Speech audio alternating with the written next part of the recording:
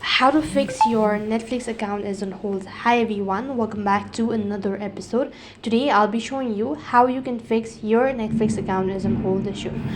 If your Netflix account is currently on hold, so what you need to do is this basically indicates that your payment method has not been updated or that you need to fix some issue with the payment method. So all you have to do is open up or log in into your Netflix account.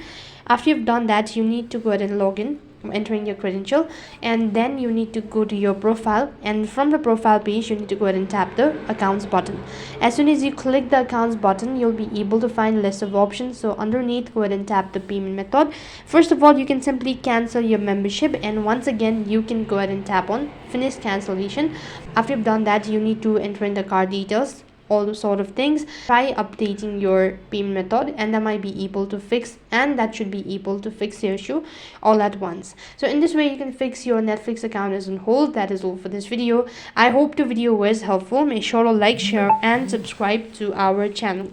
Thank you for watching. See you in the next video.